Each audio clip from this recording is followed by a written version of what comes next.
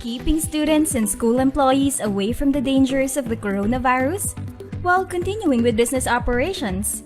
That's possible. Introducing V-Smart Enroll, an online enrollment system that makes enrollment faster, safer, and more convenient.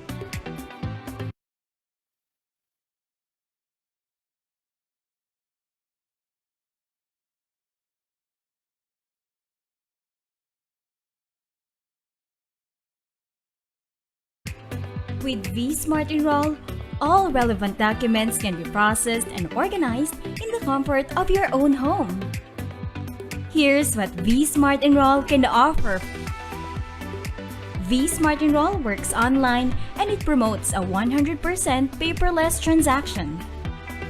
V-Smart Enroll paves the way for an easy and streamlined enrollment setup. It is modeled after DepEd's Learning Information System to make sure that students' learning records are documented properly and tracked accordingly. This online enrollment system also supports the Data Privacy Act of 2012, so all your data is guaranteed safe and protected. You also don't have to worry about going out of your house to get enrolled, because with V-Smart Enroll, everything can be done online within the safety of your own home. Enrollment journey, as we will provide consistent technical support to help you navigate smoothly through the system. V-Smart Enroll is developed and designed for school administrators, registrars, students, and even for parents' use. With this highly convenient system, an hour of enrollment process can be trimmed down to 15 minutes or even less because of its easy and accessible registration and application process for parents.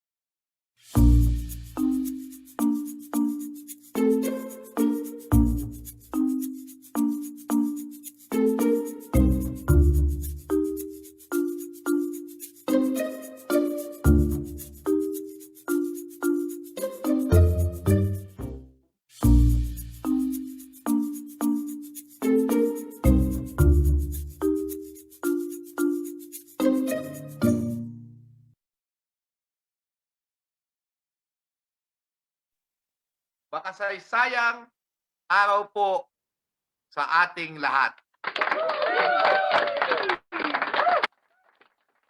Ay, gabi na pala, gabi na pala. Sa liwanag po ng bagong ilaw na nabili ko, akala ko po ay araw pa. Ay, nako. Marami pong salamat mga kabibal. Ako po ang inyong lingkod. Shout to welcome to Kasaysayan, Kaysaya. Ayan mga kaibigan, no? Dalawang ano na po tayo, no? Dalawang episode na po tayo magmula nung ako po ay magkasakit na COVID-19, no? At natutuwa po ako at muli ho akong pinabalik ng Vibal, ano?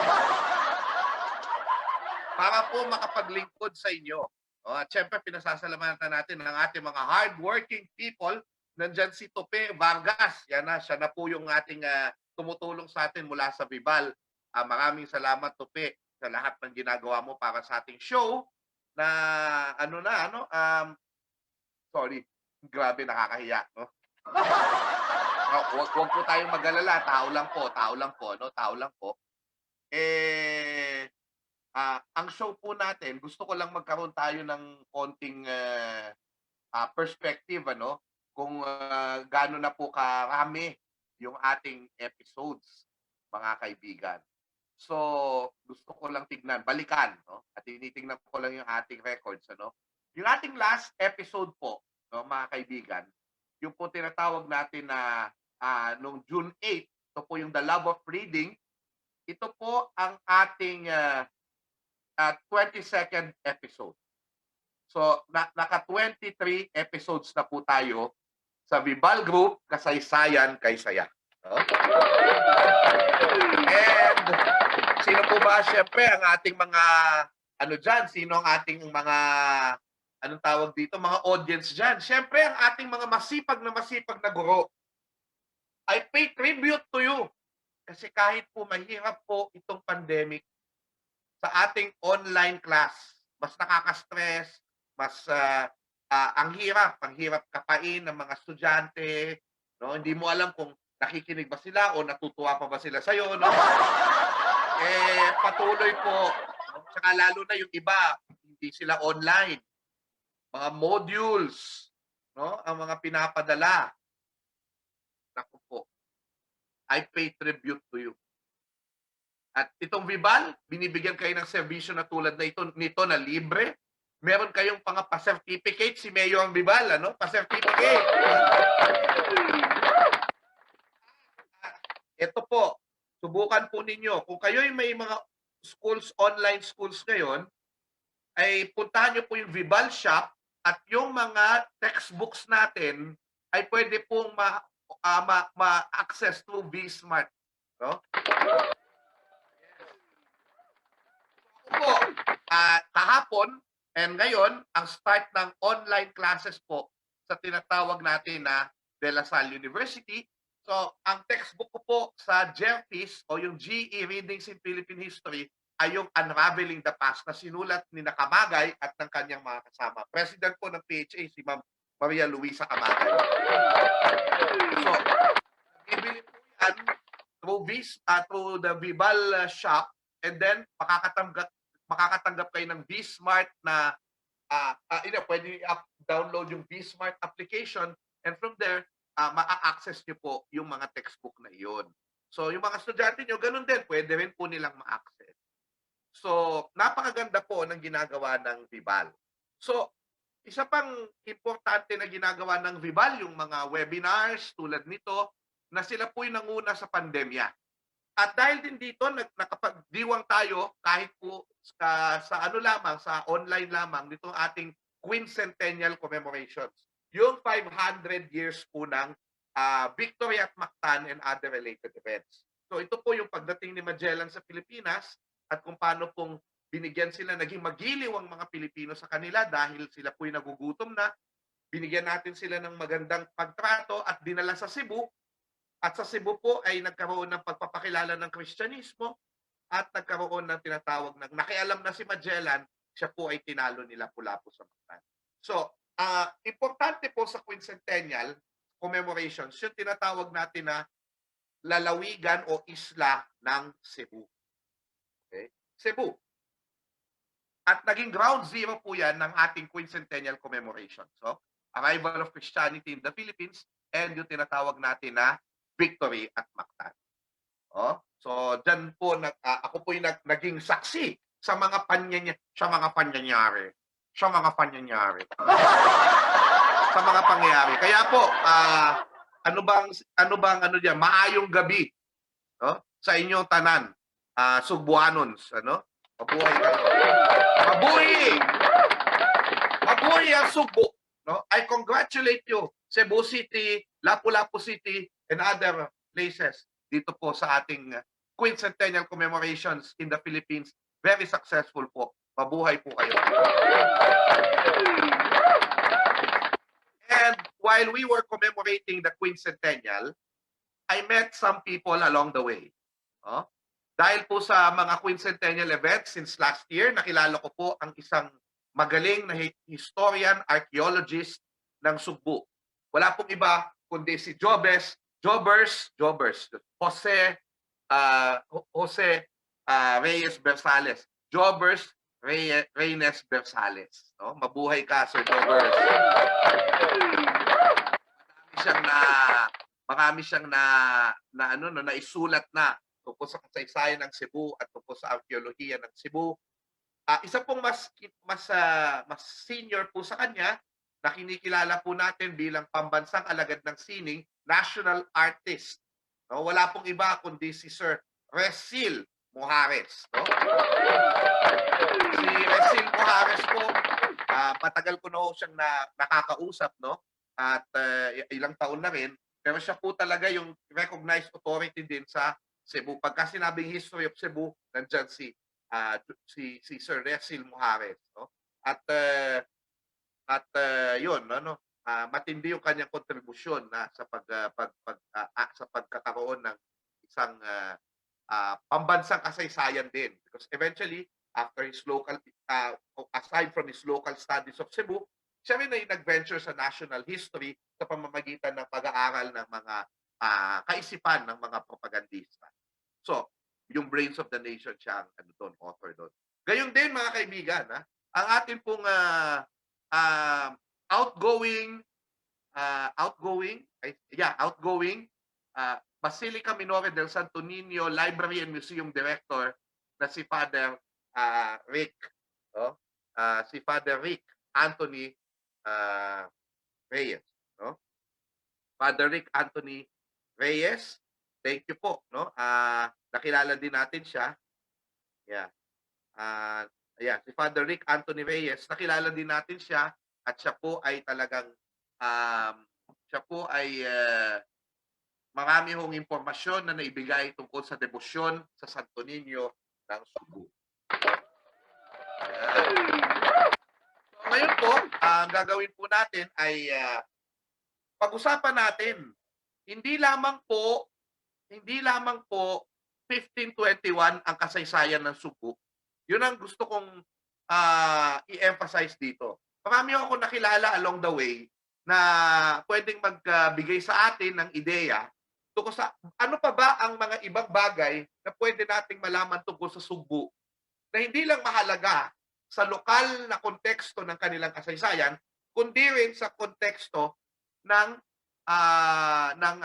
pambansang kasaysayan. O kasi meron sinasabi sila, meron daw away yung local history at saka national history. I think they complement each other. Hindi po sila dapat pagawain. Di ba? Kailangan po ng national history, hindi makakatayo ang national history kung walang local history na magko-confirm ng mga pangyayari, no? Na ito'y naging pambansang mga pangyayari, no? Pero gayon din, yung local history, maaari ding may kontekstong nasyonal yung mga nangyayari sa local history. But also, they can also stand independently. So, napakaganda, walang away dyan, no? Kailangan nating pareho ang local history at national history, no? Pero hindi lahat ng nag-history, historians, cultural workers, heritage advocates, hindi po lahat sila ay senior na o may edad na. Marami po sa kanila ay mga kabataan. Along the way, I met some people in Cebu I would just like to emphasize, alam niyo nakipag-ano talaga sila sa akin ano, sila po'y napakabuti sa akin at talagang, gusto kong, i-shout out sila ano. Nandiyan po yung, si ano 'no, nandiyan po si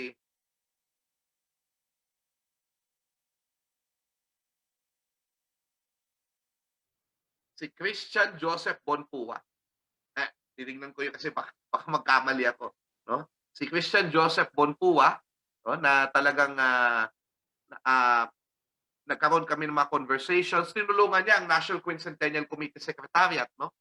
Napakabata nito at siya po talaga ay, talagang, um, nagbigay ng tulong sa amin para sa ano 'no, local context ng Cebu.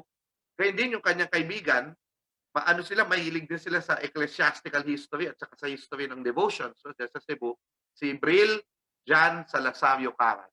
No? And siguro, we're supposed to have them here with us too, but in a later time, maybe hindi sila available. So, in a later time, we're going to have them. Ngayon po, ang guest po natin ay dalawa sa mga pinaka-aktibo, no, sa heritage work sa Cebu. Madami po sila, pero sila yung mga bata at talagang nagsisikap po na paunlarin, buhayin ang saysay ng Cebu. No? Hindi lang sa mga Sugbuanon, kundi maging sa kanilang mga bisita at sa ating bansa. So, tinatawagan ko po para batiin po tayo ngayong gabing ito at bago ko itanong ang unang tanong, siguro uunahin ko po itong uunahin ko po ano, isa po siyang cultural worker, Heritage Preservation and Cultural Property Registry Section ng CHAO. Hindi po siya ano. Oh. CHAO. Oh. Sa CHAO. Oh, ano yung CHAO? Cultural and Historical Affairs Office, Cebu City. Oh, wala akong iba kundi si Ginoong Orland James Romarate.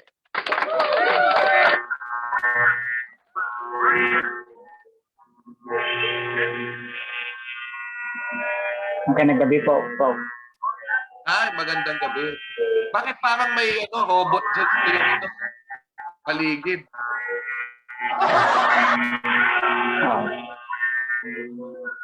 Yan. Maghahanap muna si Orland ng ng magandang pwesto, no? Baka may nangyayaring may force field May force field doon sa kanyang paligid. No? So, tell me Orland, no, kung anong meron diyan at bakit meron tayong ganyang pangyayari, ano? Anyway, sige. Mamaya makakausap natin si Orland, ayusin lang niya yung kanyang linya. Ngayon naman po, nakilala ko rin po, no, actually napaka-interesting ng pagkakakilala ko sa kanya. Siya po, no, ako po ay bumisita sa isang museo na sarado pa, no, nung panahon na iyon, nung ako ay nasa Cebu nung around the early April of 2021, no, nung anibersaryo ng arrival of Christianity in the Philippines. And ito pong ito pong nangyari pagpasok ko ho doon may ate girl, no? Na sabi ho niya kilala niya ho ako. Ako po syempre kapag ako ay may kakakilala sa akin, tuwang-tuwa po ako, no? Tuwang-tuwa po ako. No?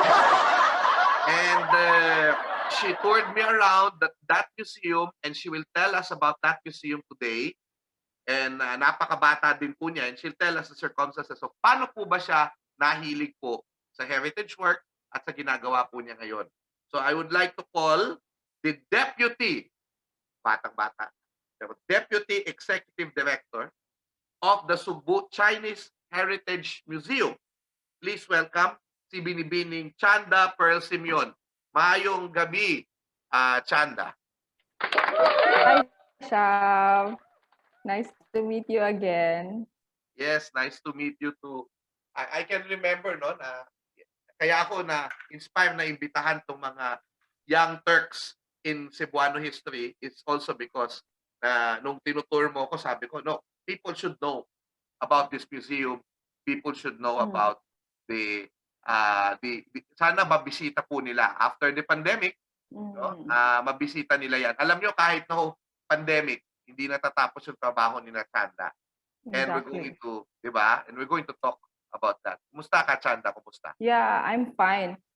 To enjoy, tell you, no, when you said na even if it's a pandemic, the cultural and heritage work does not stop. In fact, when we opened our museum to the public last February 20, di ba may COVID-19 na nun? The news was around. It was everywhere that the variant was already here. May mga na-hospital na. And then we decided to open the museum to the public.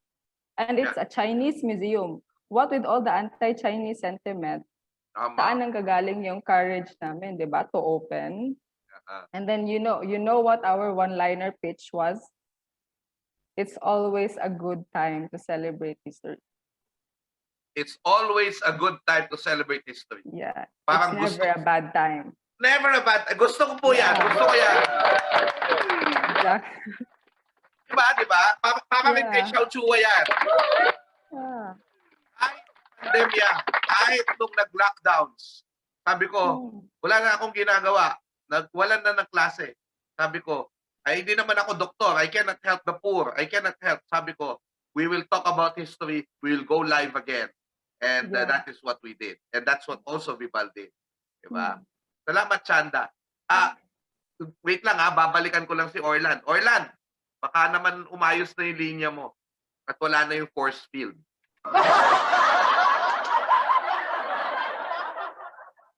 Orland. Umuulan kasi sa Cebu, right, Chanda? Umuulan, ano? Yeah, it's raining hard. Supposedly, my background was a real version of what you're seeing on my screen right now. You should have been seeing the real thing.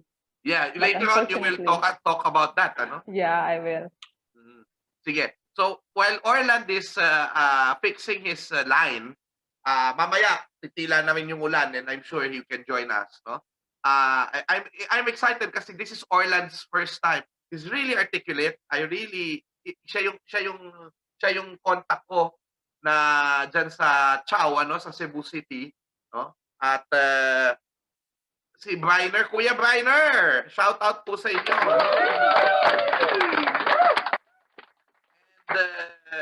And salamat po sa pagpapahiram sa atin kay Orland, ano? And I'm so excited na mag-lecture din sa Chao for the city of Cebu. Actually, nag-instant lecture ako, Chanda, nung KWINSENTENARYO. Instant, as in, hindi siya talaga napag-usapan, pero I just, ako po ay nag-lecture about Lapu-Lapu and the events of 1521. On the very day of the quincentennial commemorations, imagine mo yan, ano? Thank you, Cebu City. Thank you, Cebu City. Salamat po, no? Ang kilala natin dyan si Mayor Michael Rama. Vice Mayor Michael Rama. No? Orlando. Careful. Oo nga, careful. Vice Mayor Michael Rama. Oo, mahilig din sa history yun. Orlando, nandiyan ka na ba?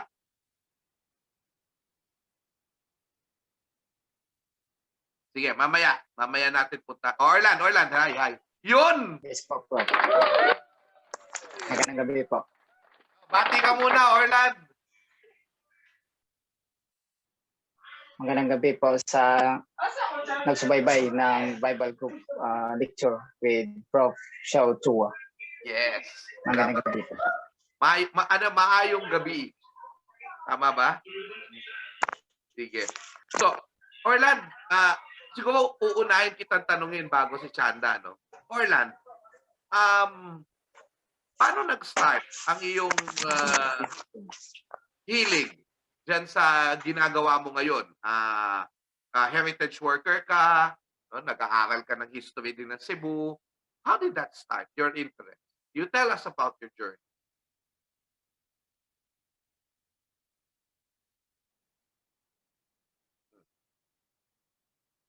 Lumipat muna si Orlan. Oo.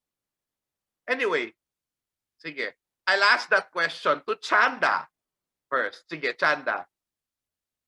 Yeah. The How did your question. journey start? Yeah. Why did you become interested in heritage work in history? Primarily, just like everything else, so education is one of the biggest factors why my interest in history was sparked. I have a graduate degree in history, so my lining would be on that. I would always tend to that way. And you know, Shao, alam mo naman to, when you are already in there, there's no turning back, right? You're already there. Eh. So wala na, you cannot turn a blind eye anymore or a deaf ear. So when I came back from my stint a year in Indonesia for for a year in a doctoral study, I searched online, and then there is this museum. You know what Job Street said as a description? They were hiring a position for a museum that is about to restore a 100-year-old building. Wow! Yeah, so imagine that spill, diba? And then I told myself, okay, I want to be there when this museum happens Right. because the museum looked dilapidated. You know, if you've seen the museum, you came here, it was already beautiful as it is, right? It's already restored by our conservationists, our architects, with the help of many experts. But before that, imagine a 100-year-old building built in 1914. It has experienced the destructions of war. Yeah, And the wear and tear yes, of and then neglect. and it still is standing Right. right at the heart of Cebu. So then that I said, okay, I want to be there when it happens. And then when I came here, okay, so the job was huge and humongous, but Right. nevertheless, any history enthusiast would be up to the challenge. So I think that's the answer to your question. Right. And remember that Chanda, Yeah, you're not a Cebuano. I'm not. Cebuana. Mm. Oh, please tell me about your personal circumstances. This is Yeah. interesting kasi we want to be inclusive, and now there are people from Mindanao who are also coming into the mainstream. So sige, ano ang personal circumstance mo, Chan?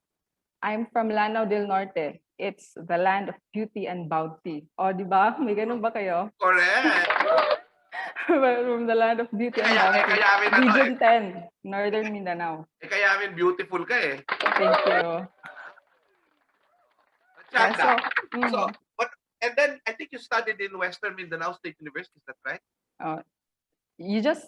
It's Mindanao State University because sorry. You always associate me as a person coming from Zamboanga. I'm from Lanao del Norte, so I had my both my bachelor's and master's degree in Mindanao State University. So whoever is watching from Mindanao State University, hello. This is MSU in Mangawi. In Iligan. Shao, hindi ka pa nakakatama kahit isa. IT. Yeah, IT. Yeah. I went there noon, no? A few years back, no? West sa Mindanao State University, Iligan Institute of Technology. Yeah, that's right. Finally. Kasi may friend kasi ako na Muslim sa Western Mindanao State University. We're very close. Kaya siguro na-associate kita doon, Anyway. So Chanda, you said you're a history major. So teacher mo si Madam Abaya. I know her. She's always an Ay, institution. naulindang. Yeah, I know her. She's from MSU Marawi. Sa Marawi siya. Yes. Wow. An So, institution. Kaya matindi. So, and then so history major ka, and then you went to Indonesia. Yeah, anong ginawa a year. mo sa Indonesia? A doctoral study in political science. Wow. Yeah. So you're doctor? No, I I realized that in my 1 year of study there, I really wanted to become a lawyer. So that's why and now you're studying law, I think. Yes, I am. Buhay, no? And anyway, Chanda. Si Chanda, no? Si Chanda actually, ano yan, in-invite ko na yan before, no? Sa ano, pero hindi siya pwede dahil meron siyang studies noon every Tuesday. So, talagang buti na lang ngayon pwede na. Actually, hindi na tuloy yung episode na yun kasi nagka-COVID din ako. So, hindi siya natuloy. At ngayon, tinutuloy na po natin. So, sige, Chanda. So, tell us about this dilapidated building you're now occupying, which you showed me. Talagang ano. And I let you tell the story now of the Sugbu Chinese Heritage Museum. What's the work that you do there? Ano ang nandyan? And ano yung abangan namin pag natapos ang pandemic na ito? Okay, sure. Okay. Are you seeing this? You're seeing this? Chow, you're on mute. Are you seeing this? Yes, yes. Yeah, okay, here.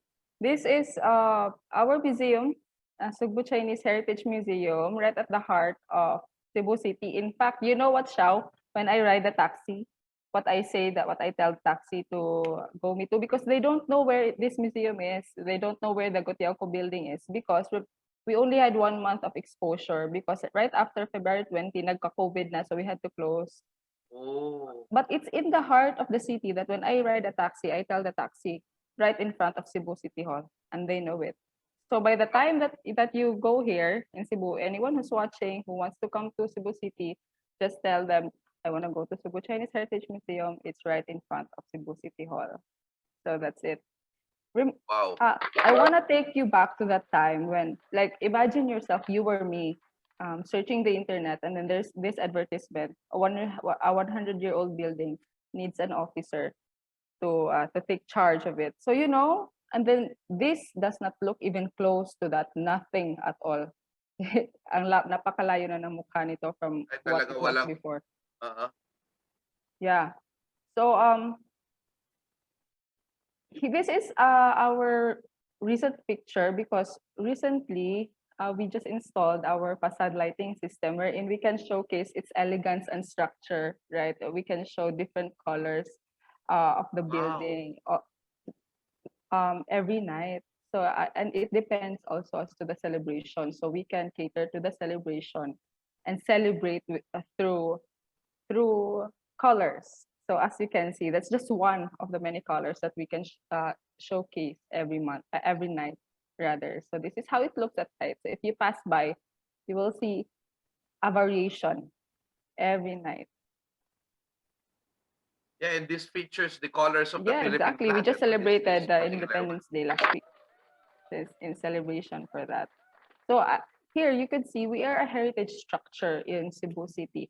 On 2012, we were awarded this as a heritage structure by the Cebu City Council. So we are proud of that, because that's an achievement. You know, not every building is awarded that. So now, Xiao, you would wonder, right? Why did this building come about? Paano siya, why all of a sudden there was a building? The answer would be was that on 1914, I told you this was a 100-year-old building. To be specific, it's 107 years old. It was built by Manuel Gotianoy in honor of his father, Pedro Gotiauco, in 1914. So it was restored. Originally, the structure was 3-story, because Manuel Gotianoy, in his studies abroad, he realized na there was a need for a commercial structure wherein all commercial activities would be centered, because remember how strategic the position of the museum is. It's near the port, and everywhere where there is a port, you're open to trade and your economy is bustling. So Cebu City at that time is in need of a structure that could cater commercial spaces. So it's very smart of Manuel Gotianoy to build this building on that. Yeah, so it housed banks, warehouses, and everything during that time. imagined in 1914. So from then forward, it became one of the center of economic activities in Cebu City. He honored his father, Don Pedro Gotiauco, because his father had it rough. Manuel Gotiauco is one of those, people born with a silver spoon. But his father, Pedro Gotiauco, had it rough from China. He was part of those people who flee from China because of political turmoil. Kilala mo naman siguro yung mga Chinese Xiao na Right. who came to Cebu or who came to the Philippines na talagang walang-wala. He Right. was among those. Yeah. So now look at the building. It's this one during daytime. We are still in the process of convincing the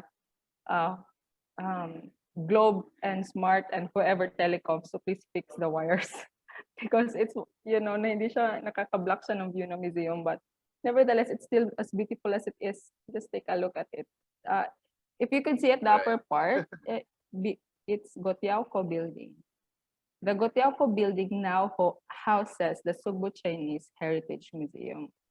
That's why. If you Google it, you could see it's Gotiauco building. Yan ang makikita mo. And the strategic location of this this building, kaya it accounts for, what it used to be, which is like a center of business, of transactions, Yeah. and all of that. Katabi niya yung port, Exactly. di ba? Wow. It's 107 years old, so like it's one of the oldest that I know, aside from those that I know in Karkar. Ibang klase yon if you went to Karkar, di ba? Mga bahay doon. At saka the design. Yeah. Diba? If you're going to look at it, it's like, if you're going to look at yung nasa ibaba, para siyang eskolta. If you're going to look at the buildings in eskolta, may mga ganyan malalaking mga parang, ilalim sila, no? And it's very near also, aside from the City Hall, it's very near the Basilica Minore del Santo Niño. Sobrang talagang, siya, nasa center talaga siya ng town. No. Sige, tell me more. So that's an arcade. That's a very beautiful arcade. Lalo na when it's lighted in the evening. Yeah. Yeah. That's what you call it, arcade, ano? Something new I've learned today. Okay. So, as I've said, it was used as a commercial building to cater the bustling trade in Cebu City at that time. So, if you see, Xiao, the term, it's a neoclassical structure because it was built during the American period, 1914. And look at the pillars. Yeah. No? May mga pillars talaga siya. Originally, Xiao, this was a 3-story building. But then when we restored it, we added an additional building. You remember the mezzanine floor?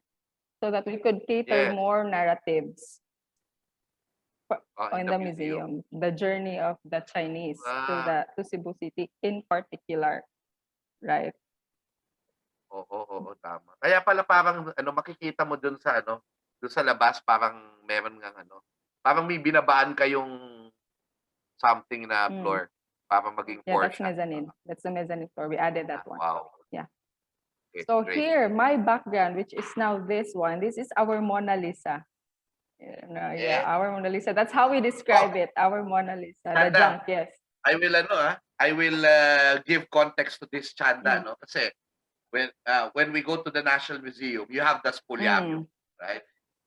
You go to the Louvre, Chanda says the Mona Lisa is there. During years ago, the GSIS Museum had the Parisian Life. You go to the Metropolitan Museum, you have the Christian Virgins exposed to the mob by Felix Hidalgo. All museums, they have centerpiece, like, yung pinupuntahan ng tao doon, na main artifact, main artwork, main exhibit. So, in the Sugbu Chinese, it's this thing. What is this thing, Amajig? This is a Chinese junk. It's 12th century Chinese junk. And I'd like to put emphasis, Xiaoha, 12th century Chinese junk. Remember when in your introduction, you said earlier that you want to know what happened before the Spaniards arrived. Right. When I was, ito pa pala siya. When I was a history teacher, remember I told you that I used to teach history and I used to show my students your videos in History 5. Yeah, Nakaka-touch naman. yeah. I tell my students that the history of the Philippines did not start when Magellan discovered the Philippines in That's true. 1521, right? That's true. Before that, even the Sulu Sultanate already existed prior to that, an established governmental system, well-established structure of governance and society was already present. However, let me talk about the Chinese. So archaeological excavations proved that there were trade wares that that could be traced back to the Song dynasty. The Song dynasty was around the 10th century.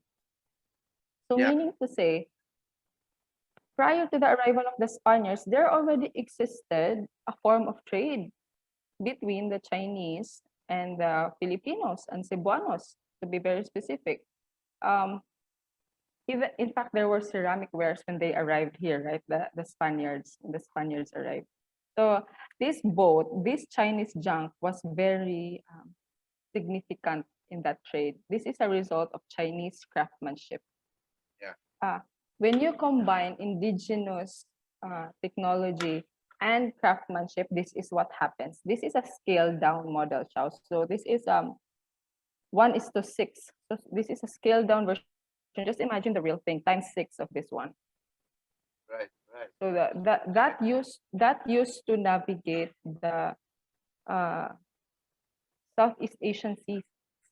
This was you would ask, no, where did this idea come from? This was patterned from Austronesian ships.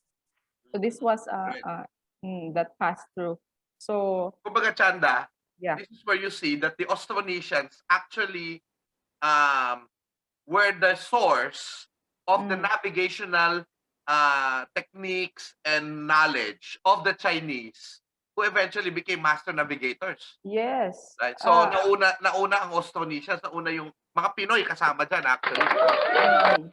It's an observation of the beauty and the craftsmanship of the Austronesian ship that they see navigating. So and then We're talking about Chinese history and Chinese navigation, pero na-connecta natin sa Austronesian. Kumbaga bumalik din tayo doon. Diba? Yeah, please continue, madam. Yeah.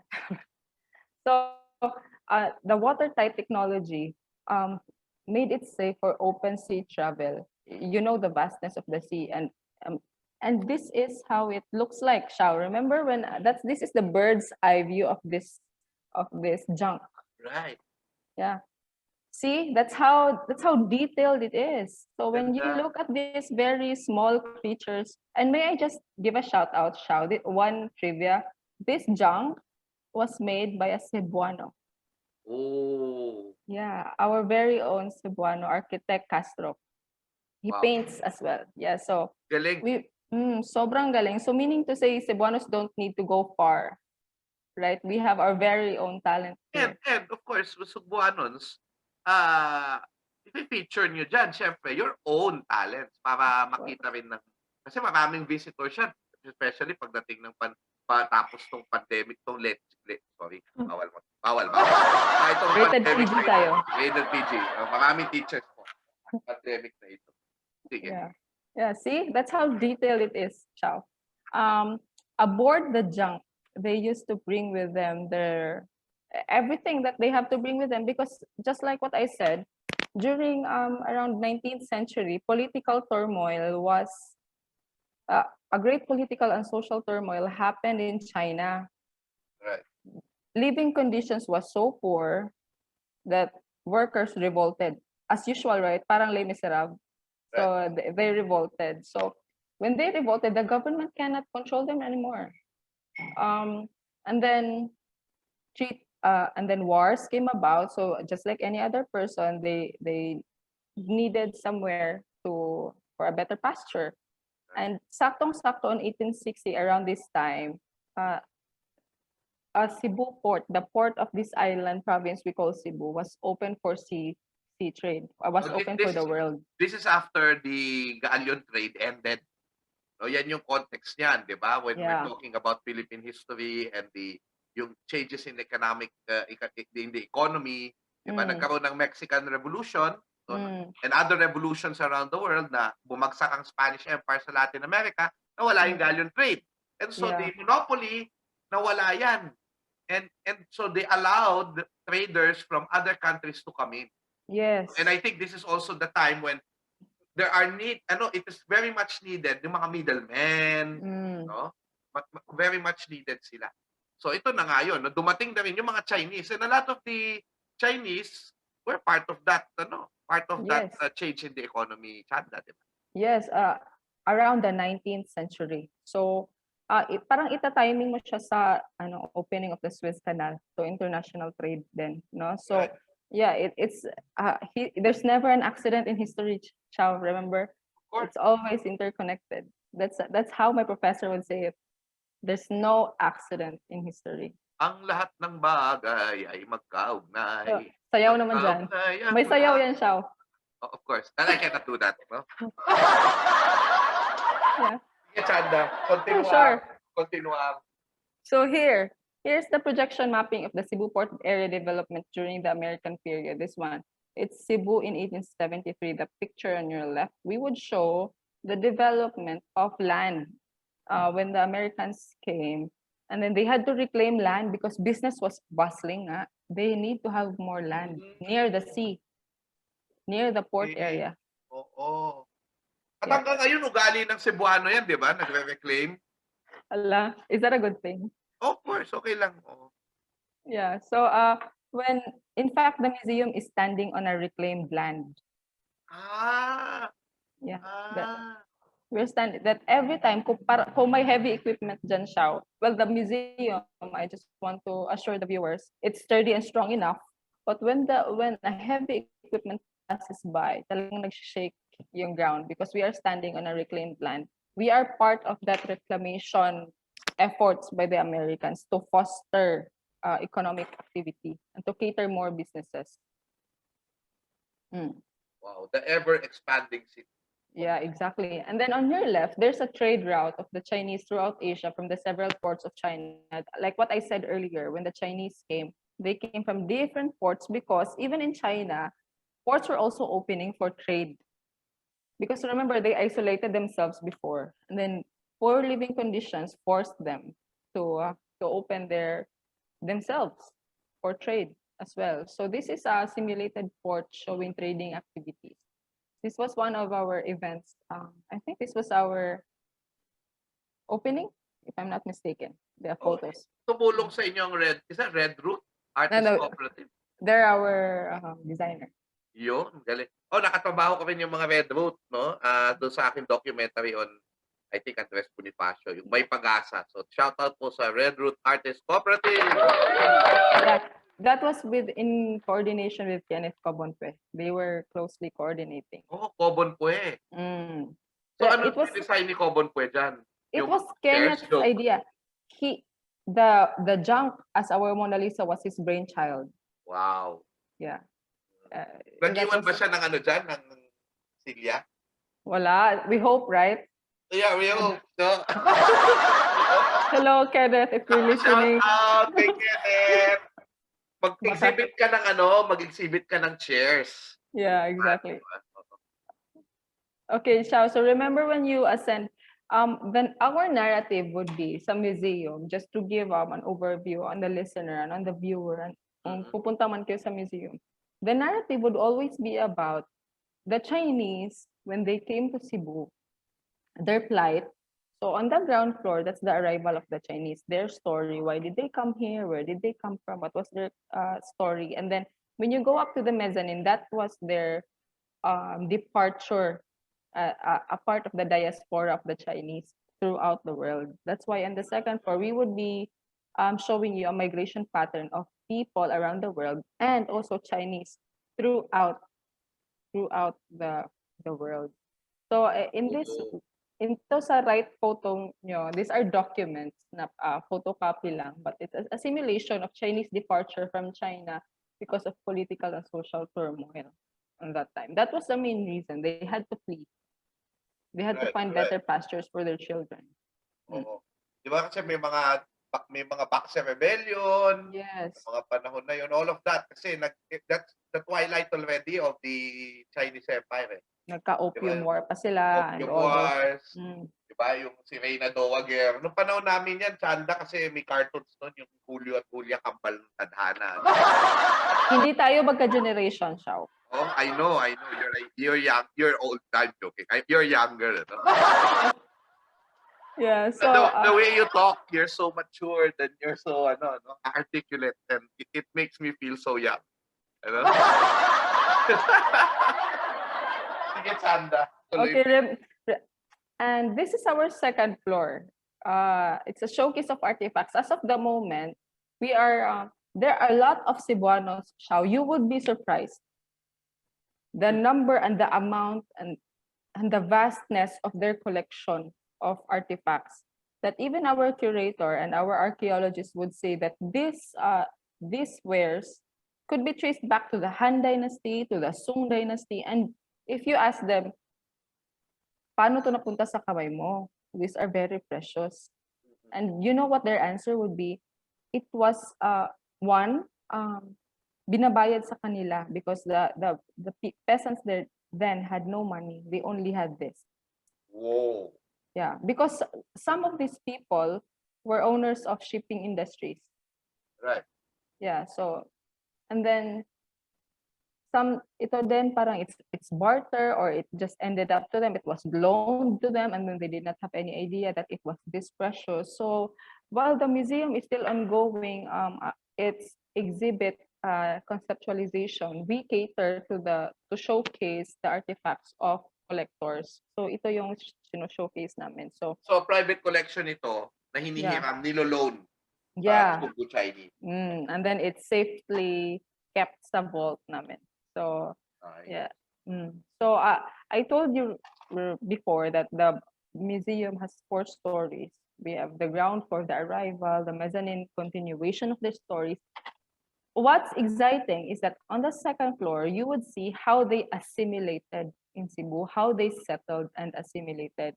Right. And you are yet to see it. That's one of the most one of the things that you should be excited and anticipate, because you already know where they come from. Now, when they arrived in Cebu, what happened? What was the condition? How were they treated? These are the questions that we will address when we will exhibit and we will conceptualize the second floor. We're just still in the process of doing that. And when we open to the public, Xiao, when we open again to the public, we hope that we could give you that narrative. Yeah, thank you. So I'll be there. I'll visit you there sometime. Okay, so I leave you hanging with that very exciting note, because this is the end of my presentation. On the second floor. I saw the, di ba, inakyat mo ako doon sa $1 million view. Di ba? The $1 million view, of course, of the Cebu port and all of that. Mm. But still very much unfinished, and there's still so much work to do. Yeah, Yun yung ginagawa nyo. Mhm. Yun yung pinipilit yung gawin ngayon. Despite the fact that there's a pandemic, hindi tumitigil yung work nyo about that. So, and by the way, Chanda, sige, that's the last slide. Yeah. Sige. Put it down para makita yung mukha mong maganda. Okay, I'll close it. Yeah. Sige. There we go. Mabuhay. Very good presentation, Chanda. And Chanda, by the way, of course, nililiwanag natin that the Chinese are already in Cebu even before the 1800s, no? Even the oldest house there in Cebu, and it is said to be the oldest house in the whole Philippines, the Yap San Diego house. Yes. Yan ay dahil may mga Chinese na. And of course, we know them as the Sanglays, the Sanglais, no? Which is of course the Hokkien for frequent visitor, the one who visits always the country. Okay? So, Chanda, salamat, Yes. no? Later on, we're going to ask you more questions and you can discuss more dun sa ating mga prospects. And especially, meron na nagtatanong dito at maganda ito yung sagutin natin. Anong magiging ambag ng museum, sabi ni Leonel Casimiro II, sa pambansang kasaysayan ng Pilipinas at ang implikasyon sa kabataan na mapukaw ang pagmamalaki sa ating kasaysayan? We'll answer that later. No? Thank you, Chanda. pupunta naman tayo kay Orland James Romarate, no? Of the Chow, ng Cebu City. Again, just like to reintroduce again Orland, nawala siya kanina, no? Orland Romarate is the Cultural Worker, Heritage Preservation and Cultural Property Registry Section, Cultural and Historical Affairs Office, Cebu City. Chow, Cebu City. So, mayong gabi. Orland, are you there already?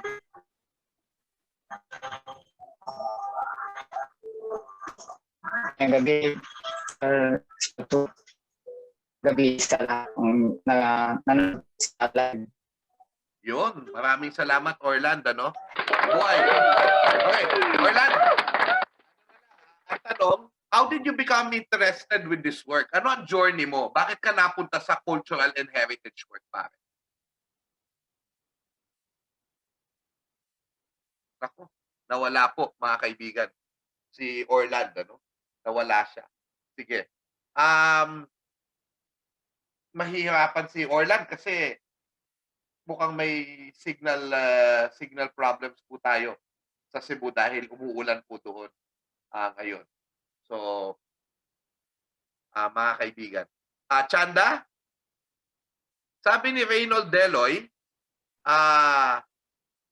yung maganda ang building daw, pero yung wires lang talaga. Exactly. We know the feeling. Leroy. Leroy ba ang pangalan niya? We know the feeling. It obstructs the view, right? We're already in coordination with the city government and all telecommunication lines to help us. Sa Intramuros, ang ginawa nila, tinanggal nila lahat yung wires in front of the Manila Cathedral and the Plaza Roma and replace it under. So yung mga wires nasa ilalim na, yun yung gusto sana natin dito, no? Ganda. We will work on that. Of course, that's on top of the long list. Now, ito na isusumbong natin kasi taga-Chow itong si Orland. So Orland, bumalik ka na ba, Orland? Are you here? Are you here?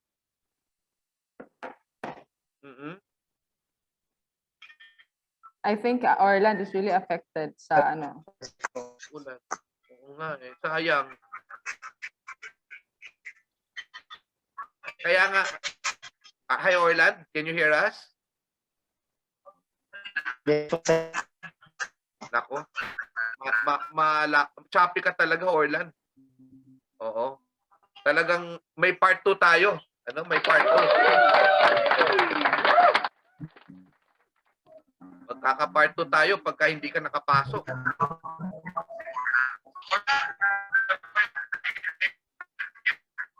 Nako. Sayang. Okay. Orland, baka let's try again, let's try again. But kung wala na, the last try, siguro talagang magkaka-part 2 tayo. Kasama na natin sina Joseph Porpua at si Brailio Karan Salazar, Yes! It's Chanda's moment, sabi ni Reynold Deloy, kaya better talaga kung sa lupa nalagay ang wires. Okay. Of course, we agree. Maganda po. Ay, by the way, magbago ko itanong yung important question Chanda, binabati ko yung aking girlfriend dito, si Noela Mai Orozco.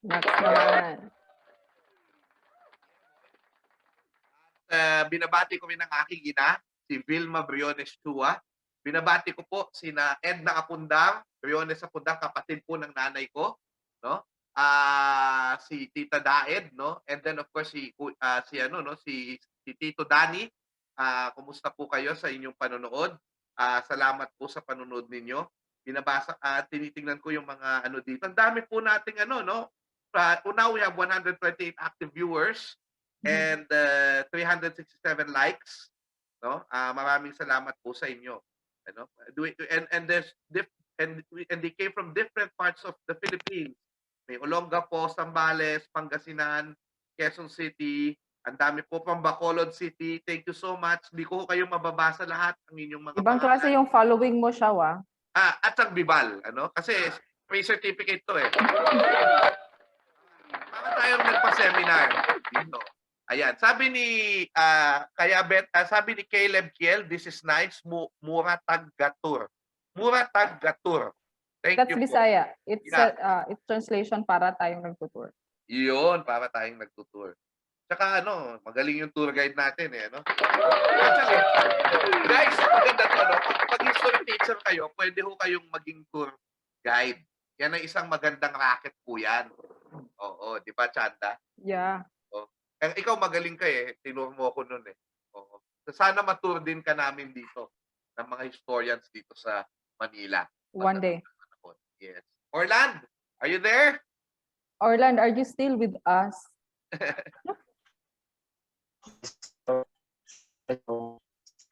Hello po. Sige. Orland, you tell us your story. Paano ka ba napunta dito sa dito sa heritage work? Uh,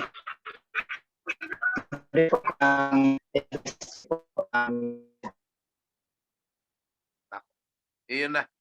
Talagang wala talaga si maybe Orland what we can do is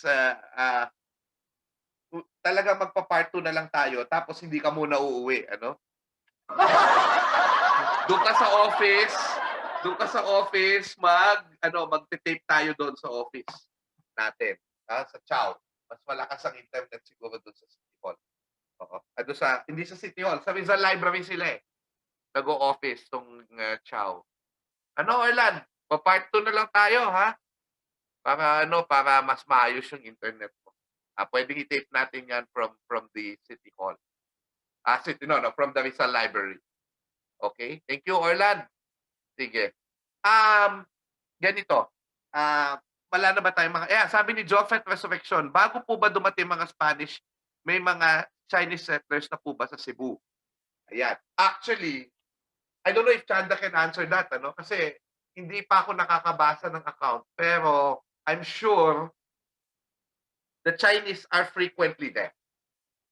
No? Kasi yan eh, Sugbu is one of the what we call nandun yung tinatawag natin na Southeast Asian trade route to China, doon dumadaan. So, yun yung isang dyan, makikita mo.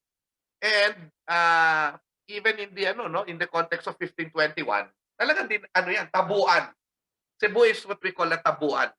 Tabuan is the Sugbuanon yan for doon bagsakan ng mga marketplace, entrepot, no? We call it an entreposity in economic history. In Sugbuanon, there's a term, tabuan. And I think tabuan, may tabuan market pa rin dyan eh, di ba? Yes, malapit lang sa museum. Malapit sa museum. Sa likod. Oo. How do you find Cebu? I'm interested kasi galing ka Lanao, not sa Buanga, no? Alam ko na, Chanda. Alam ko na, yes. Kung bakit kita na-associate sa Zamboanga. Kasi, sino ba ang nandun? At sino bang nakilala mo doon? Syempre yung close friend ko na si Counsel Aisha F. Kunting, who's also studying law. I know Aisha. She's a graduate student of my university as well. Yes. I think she's just my senior. Correct. Graduate student. Kaya sabi ko, nagkaklase kayo. So akala ko sa WIMSU, kasi doon siya nagtuturo. No, nagkaklase kayo sa UP yan eh. She's the president of the UP Lipunang Pangkasaysayan before. Mm-hmm. And we're very close. In fact, siya yung nagdadala sa akin sa Zamboanga when I do my talks. So, counsel, alam ko sa siya, nag-IIT siya naglulo. Oh, really? Hindi ko alam. Pero siya eh, I think she was one of the top notchers of the Sharia bar in the past few years. So, Aisha, shout out sa'yo, no? Thank you for the friendship. Thank you for everything, no? Talagang, she helped me through life and Aisha is very, very dear to me. Maraming salamat, Asia. No? So, kaya akala ko sa Buanga ka. No? So, anyway, how does a Lanao girl, di ba, find Cebu, living in Cebu? How is it? It's smaller than I expected it to be. It's sorry, what's the term? It's smaller than what I thought it was. Yeah. You'd think that a provinciana, a person coming from the province, you'd see in the TV, ganito, ganyan, and then it's a big, big world out there. But when you're really in Cebu, it's a small world. Yeah, that's how I see it. So when you ask me how I find Cebu, it's smaller than what I expected it to be. So, but it's diverse, huh? It's diverse in its smallness. Diverse in its smallness. Yes, It's small. but it's so People diverse. people know a lot of people around, no? Yeah, No? And ano tawag dito? But there's a lot of different diversity. kinds of people. Diba? I think may Muslim community din dyan. Exactly. It's Diba? like a melting pot. Wow. Wow. At the Chinese, of course. Mm. Diba? Now, kasi alam mo, natutuwa ako kasi there's always this, ito, Sugbo kasi history. We're talking about Sugbuanon, and of course, you're not a Sugbuanon per se, but you're now an adopted Sugbuanon because you're working there in the Sugbu Chinese Heritage Museum.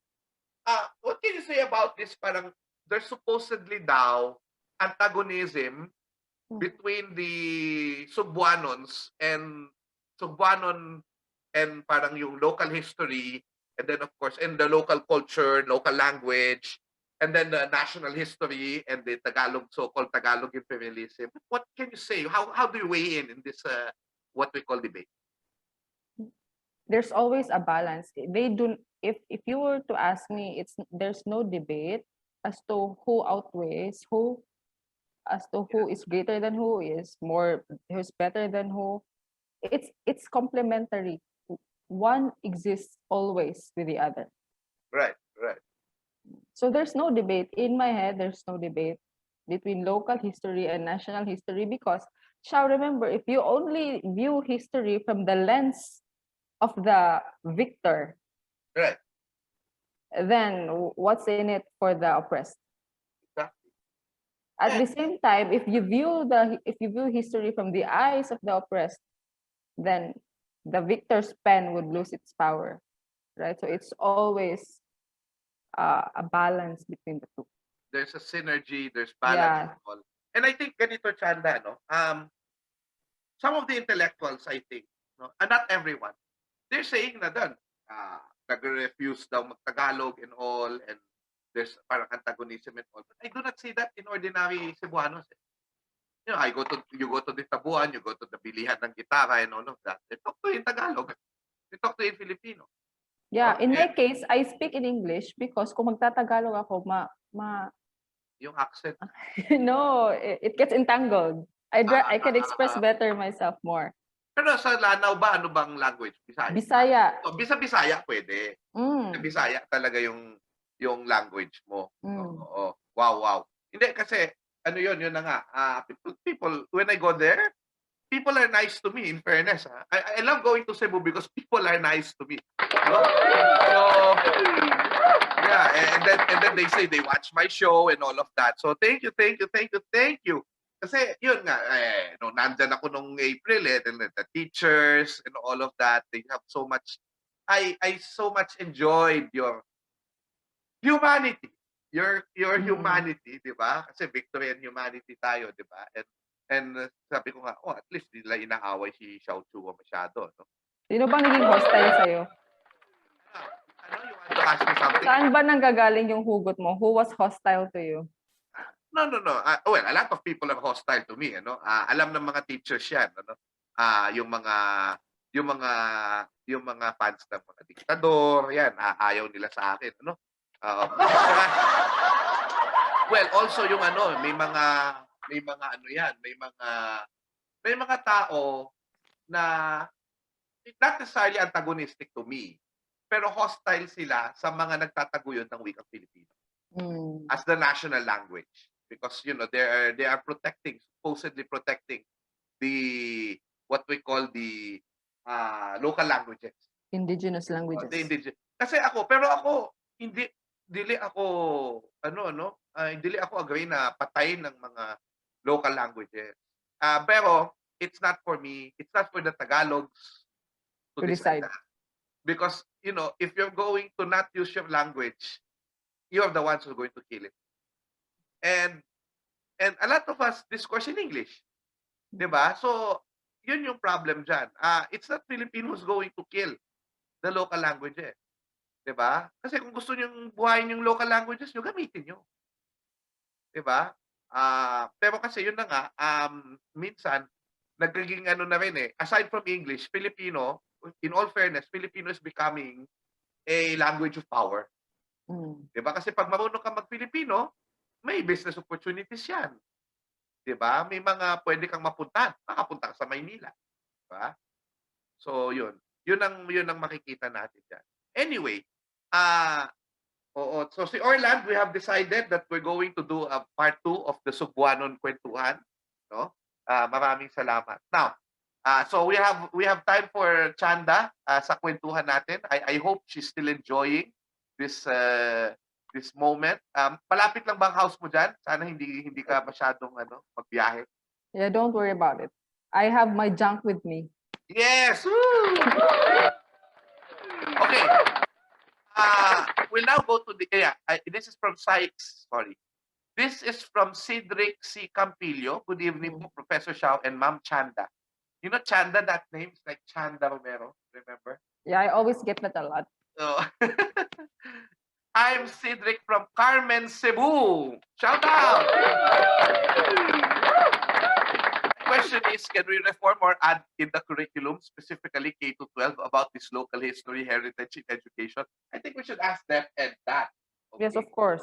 Yeah, DepEd, no? But because I really see this information as very relevant to Cebuanos. Thank you, Prof. and Ma'am. What do you think about? Well, of course, we're not here to answer for DepEd, but what do you think about this, Chanda? Magagalit sa atin si Professor Briones. Si Lynn. Oy, Briones yung street mo dyan, ha? Yeah.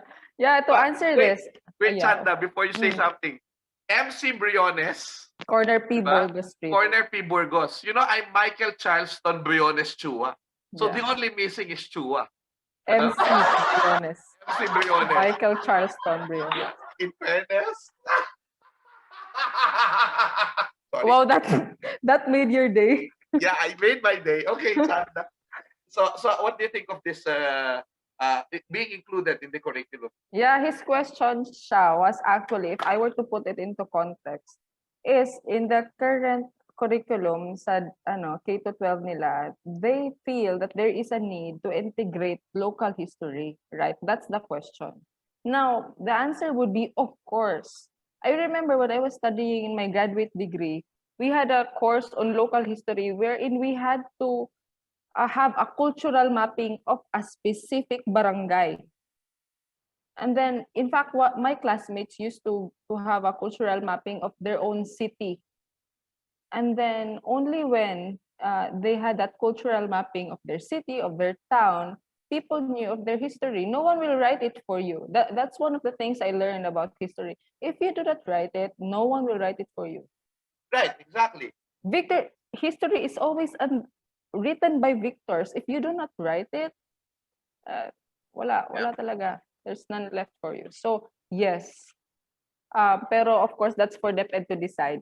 And sino ba yung Victor na yan is always writing history? Si Victor Magtanggol. Bibiro lang. Hindi, Chanda, nakakatuwa. Anyway, actually integrated po ang local history, pero feeling ko sobrang aga. Kasi mas nauna pa yan sa national history. Grade 3. So there's local context in grade 3.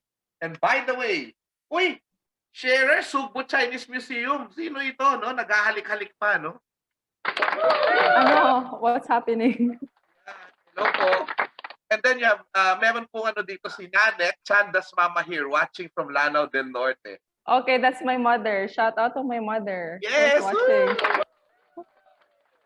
Joel Olivares, ang ganda pala ni Miss Chanda. And then you have Joseph Ermitanyo. Thank you, Sir Xiao Chua and other speakers for the lesson you have taught us tonight. Wow. Beautiful. Now, from the question, which is important, and I'm going to put it now, sabi ni Lionel Casimiro II, anong magiging ambag ng museum na ito sa pambansang kasaysayan ng Pilipinas? So, it's a Sugbo Chinese. Sugbo, and then Chinese museum.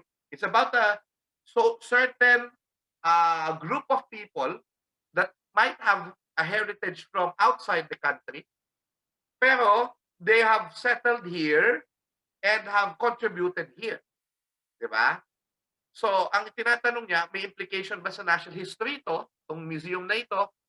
And, you know, I'm not Sugbuanon. Probably, some people say I'm not Tsinoy or not Chinese. Why would I visit the museum? And the implication to young people na mapukaw ang pagmamalaki sa ating kasaysayan. So, we can answer it both na what is the national significance of the museum? And number two, I think mas maganda unahin mong sagutin yon. Sa kabataan, what would be the impact of this museum? What do you think? Do you think they like it? How would they like it? Number one, Shao, I'd like to address national significance because as always, you want to look at the bigger picture, Right. right? Exactly. What's the bigger picture? Now, when you, outside of Manila, there's no Chinese museum. We are proud to say that in Visayas and Mindanao, Sugbu Chinese is a kind of its own. Right. So, the founders of this museum had it in mind to promote and preserve the Chinese culture and heritage, specifically the Sugbu Chinese heritage. And why so specific on Sugbu Chinese, Xiao? Because if you see in the history of Cebu, which eventually in a larger scale towards Manila, a large family influenced many families influenced the economic progress of Cebu City and the island province of Cebu, and eventually Manila. So without this economic contribution, we would not have been, Cebu City as it is now. It's a huge Right. factor for that. And economic influence and economic contribution is only one. One of the aims of the museum is to showcase to the public in terms of arts, ano ba ang na-contribute ng Sugbu Chinese? Right. In terms of education, in terms of traditional Chinese medicine, Right. in terms of architecture, Wow. in terms a lot of things. So when you come to think of it, there's a lot to do, Xiao. Of course. Yeah, and the museum is here for that, and we're just starting. We're barely scratching the surface. Wow. That's the national significance. And then the second question, ano ba ang will the younger generation enjoy this? Yes, of course, because the museum is a combination of a modern museum and a traditional museum. We want it to be, at the Goldilocks zone, that sweet spot. Yeah. Yeah. We don't want to be too traditional. You just want to read and read and read. We know that the generation now, including my generation, wants something to, tickle their hands, engage, interact. So that's Your generation. That's like really hurting me. You know? my generation henceforth. Yeah, so that would be to answer. You would really be your curiosity would be piqued. Wow. Mm. There are 387 comments. Promise Abutin taking tayo this- ng bukas. Yeah, no, of course, these are just, a lot of them are shout-outs, no? And yung present, no? Kasi webinar, di ba? Kailangan present daw sila, no? Oh. My mother says, Kasaysayang gabi, Prof. Mabuhay po kayo. 24 minutes ago. Salamat, Mama. Mama is like my number one fan. She always watches me. Oo, salamat po. Wow, ang dami po. Evelyn Ariola Sunico, Grace Bombe Magracia from Zambales, Amelia Pedagas Nases, she's a top fan of Vibal Group from Pangasinan. A lot of you, Merced Gardon Pineda from Bacolod City, Malu Cebalya, also from Bacolod, for the Elisa Vergara, Merced Gardon Pineda, Aloha Manyo from Pampanga, Jinbual Tapanan, etc. Di ko kayo Daimyo Yokohama Days? Daimyo Yokohama Days? Hello po? No? Watching from Lawang, Northern Samar. Kilala ko po kayo. Thank you for always supporting my shows. Oo, si Yemi Tanyo po ay mula sa Icon School Magsaysay, Alicia Isabela. Mukhang Chinese school din ito. No? Norlin Villaroso, Mahal Tapos Yana. Do you want to greet someone? Chanda? Yeah, my classmate who has always been bugging me. I hope he hears this. Jairus Adrian Vilbar. Oh, finally, you're out here on. People are hearing your name. Yeah. And then my mother, and then my little brother. And then my Right, cat. I think my cat is listening. Yeah. Cheers for the cat. What's the name of your cat, madam? My George. Hello, George. Hello. Salamat po. Oh, Elena Concebit says, wow, nice place po. No? Thank you so much. No? And Miggy Del Castillo says, yeah, Sugbu Chinese Heritage Museum is watching now. Sabi ni Tupe. Thank you so much. No? And ito po. Miggy Del Castillo, hello po. I'm a high school student po. And I want to visit Cebu when I grow up. When I grow up. Wow. Wow, wow, wow. Ano po ang suggestion niyo pong museums ang pwede ko pang puntahan aside from the Sugbu Heritage Museum? Thank you po. A lot. The 7:30 Jesuit House. Doon Malapit galing lang. si Joseph Bonpua. Shout out kay Joseph Bonpua. You have the 70:30 Jesuit House, the Yap San Diego Ancestral House, Fort San Pedro, Sugbu Chinese Heritage Museum. You have Museo Sugbo. You go to the Basilica of Minore. Yeah, and then Cathedral. Many more. Hindi ka maubusan. I think may ano pa eh, may ano tawag dito? I think may city museum, Sugbo. What do you call that? Yung dating jail, Museo Sugbo, guys. Yeah, Museo Sugbo. Museo Sugbo. Another young heritage worker is there. Yeah, kailangan ko i-invite siya, si Masi Cabañez. Oh, hello Masi. Hello Masi. No, Museo Sugbo. No? Ayan.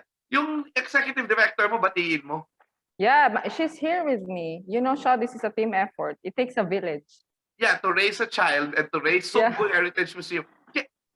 Is it okay if she appears with you? Yeah, Ma'am Lenlen, Shaw would want to see you. Yes, please. Yes, And the Ma'am whole Lenlen. country. We have about still 103 watchers. Yeah, this is our very dynamic executive director, Shaw. Yeah.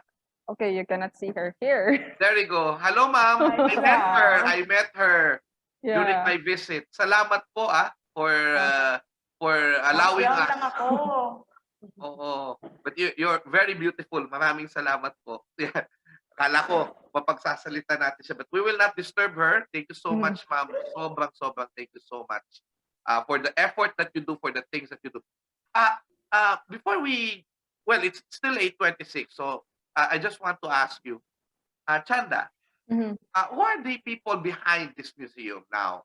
You have, of course, the board of directors. Who are these people? Kasi, di ba, we have what we call the Kaysa Heritage here in Manila, where you have the Bahay Tsinoy, which is the Museum of Chinese in Philippine Life. May mo bang something, may relationship ba?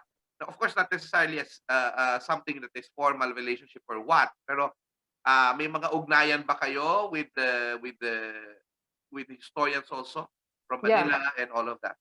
As I've said, Shao, it's a small circle. Yeah. Yeah, so our board members know other board members of other foundations. So we're just helping each other out. Yeah, we're composed of a very dynamic and supportive board. Our chairman, Mr. Bob Gothong, heads the group. And then Madam Beth Go, Ambassador Frank Benedicto, and many more.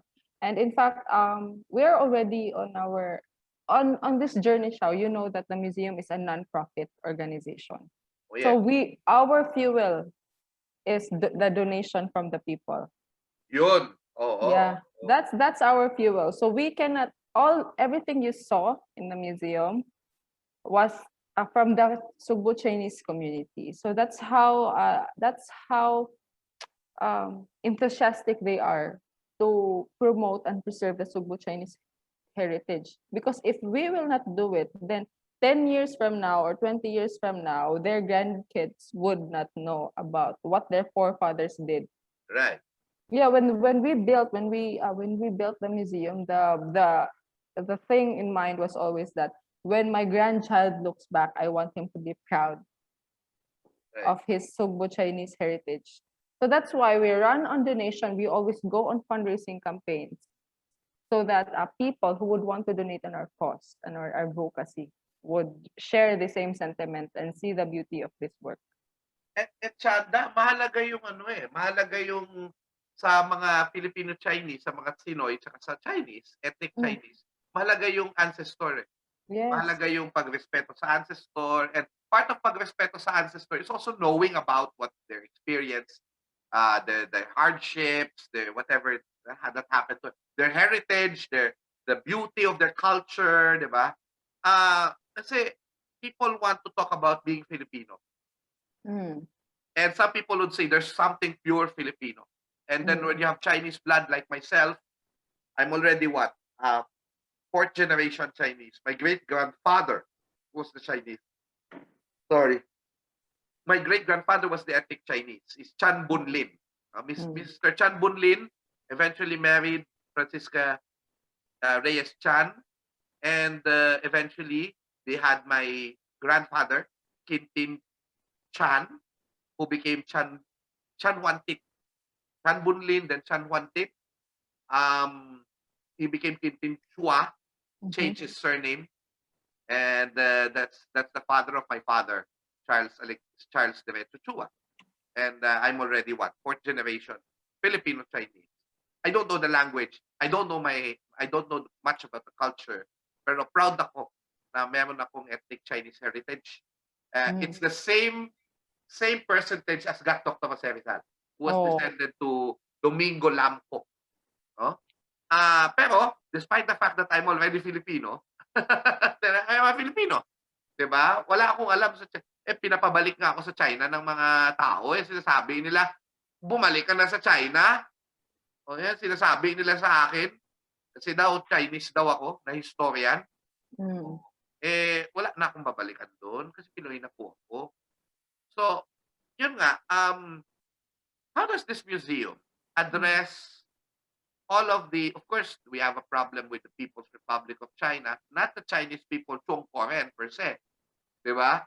Not the Chinese people, but the People's Republic, na merong problem because of the West Philippine Sea.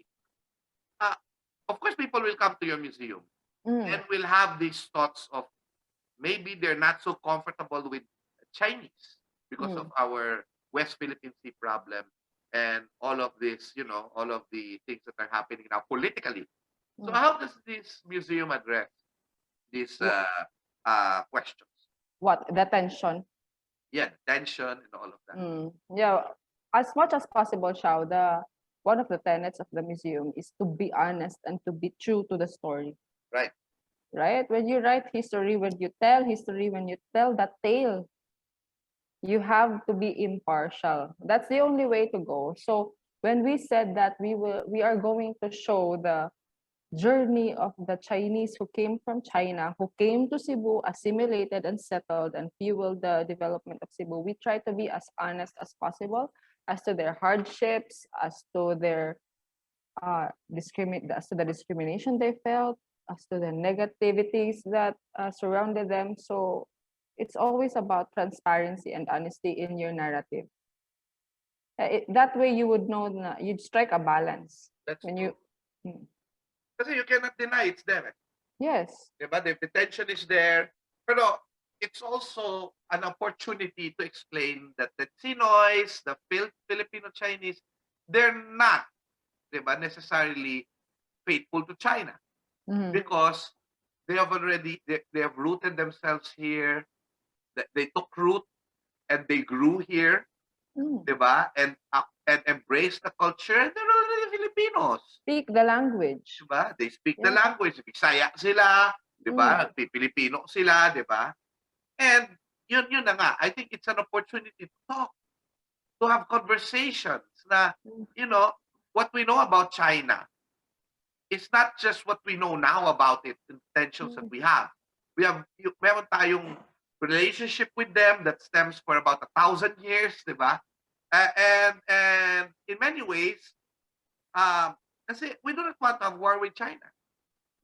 I condemn what the PRC is doing in the West Philippine Sea, and of course, I'm not comfortable. I'm sorry if I'm talking about politics, Vibal, but I'm not so comfortable with how some of the people in the present government are dealing with China, diba? And the pronouncements vis-a-vis our independence, 'Di ba? Our sovereignty. But that said, 'di ba? Our relationship with the Chinese people is deeper than our conflict. Mm. And there's no room for xenophobia in a democracy. 'Di ba? There's no room for discrimination in a democracy because that's tantamount to Nazism, to what Hitler did to the Jews. 'Di ba? And racism is an issue now, and that's why this topic now is so relevant about Sugbu Chinese, because racism is happening even in the most intelligent, 'di ba? People would say, 'di ba, the smartest people are the Americans. 'Di ba? They have the great education and all of that, but there's still racism there. 'Di ba? So yun, I'm so happy to talk about you, to talk to you about this, Chanda.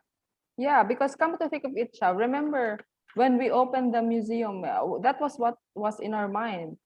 Racism would always be there. If we don't, despite on the height of the pandemic on February 2020, we asked ourselves, if we do not open now, when will we open? Right. Racism would always be there. The anti-Chinese sentiment would always be there. So our answer would be every day is a good day to celebrate history. At That's just it. inulitin ni Mara Silva, it's always a good time to Good day. celebrate history. Yes. Giovanni Piero Cabullas Malitaw Jr. has a very important comment that I'm reading now.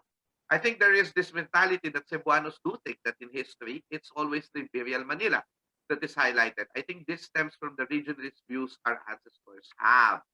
But at the same time, Cebuanos are not knowledgeable about Luzon to the point that when they talk about Manila, they include the whole of Luzon. Thank you so much for that.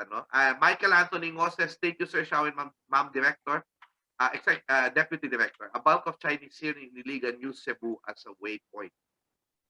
By the way, I would like to answer that. Shao, Michael Anthony Ngo is my professor from MSU IIT. Ay, hello po. Well, Sir Michael, thank you so much. Hi, Sir for Michael. watching. Nice one. Di syempre proud na proud sila sa'yo, no? Anyway, I think if we want to highlight our history, we have to write it. If we want to highlight, you cannot, kasi ito talaga yung mentality ng iba eh. Parang, oh, the government is not doing anything. No, you don't wait for the government. You don't wait for the national. You don't wait for Manila. Diba? Look at Jobers Bersales. Diba? He did not wait for Manila. Just told history of Cebu. Wesley Mujares just wrote it. Just do it. Yeah, in Mindanao, Shao, we have counterparts of that. Yeah, exactly. So, yeah, we have Ben Cadil. Yeah, exactly. We have Jamail Kamlian. A lot of them. Correct. Diba? Sina Mastura. No? I met them in one of the conferences when I went to MSU IIT. It's my very first trip to Mindanao, Chanda, in 2005. I don't know. I think you're still a baby at that time. I was watching Meteor Garden. Yeah, you were watching. Baby.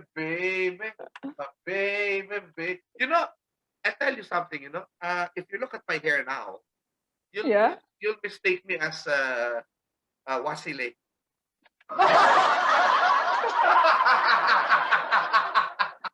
I'll give you that. What's the other guy? Wasile and Daomingse. Daomingse. Yeah, I think I look more like Wasile. Yeah.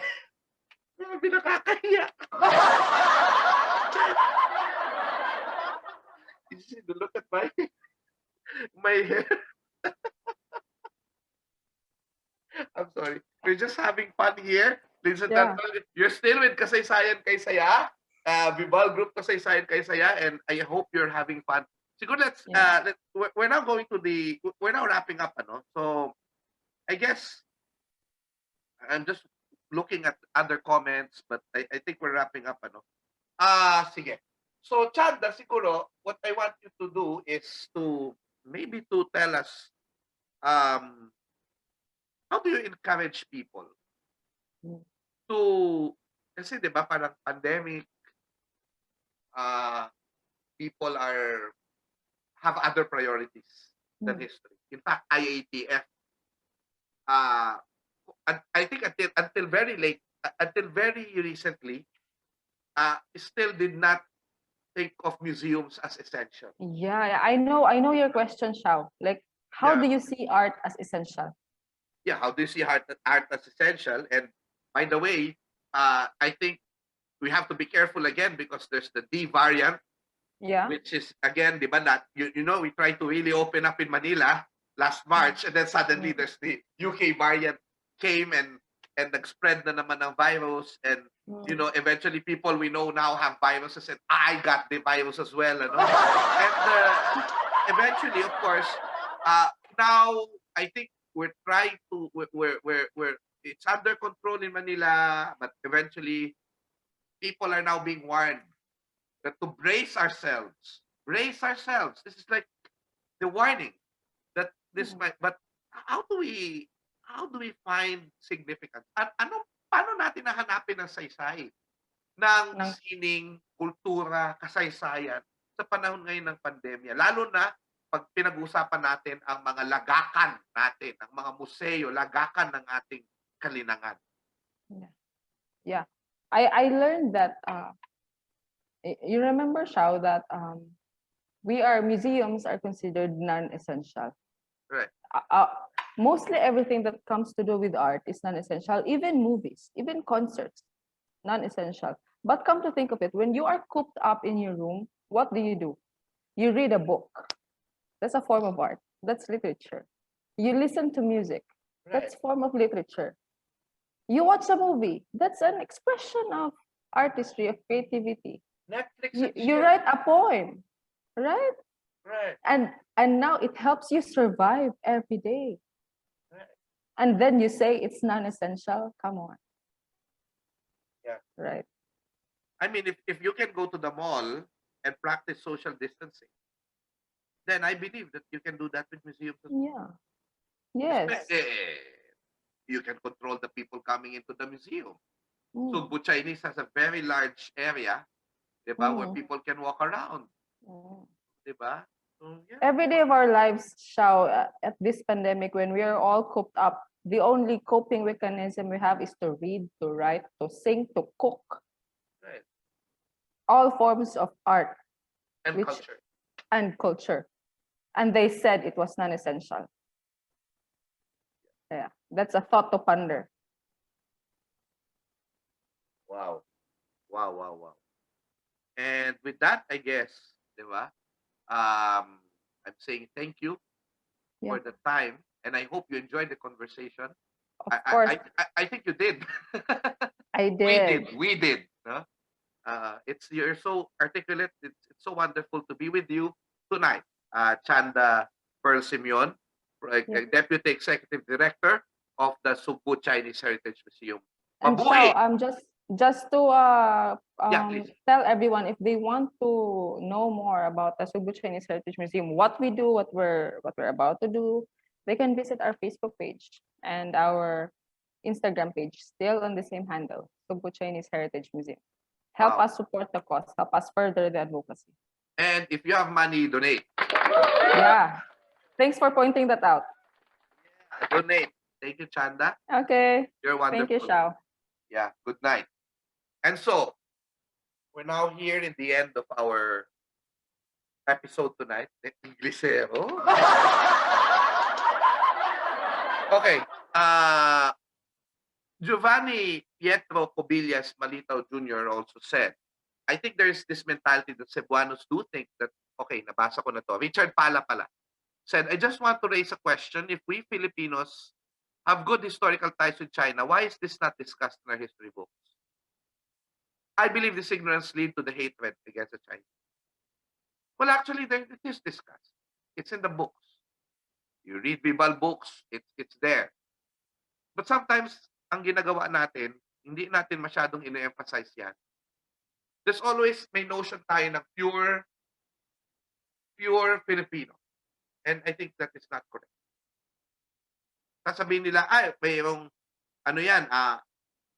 mayroong influence ng Amerika, may influence ng China, may influence ng Spanish. You know, when we point that, like, for example, our Catholicism, parang sinasabi lang, there's nothing Filipino about Catholicism because it came from the Spaniards. That's bull. Sorry. That's not true. That's not true. Hindi totoo yan. Whatever we have become as a people, ano man ang naging tayo, pagkakakilanlan natin, ito po ay produkto ng ating kontak sa iba't ibang lahi at ang karanasan natin kasama nila. The Filipino-Chinese community came from a history of suffering too. Hindi lang mula sa kanilang bansa, kundi pagdating dito, inapirin sila ng mga Kastila.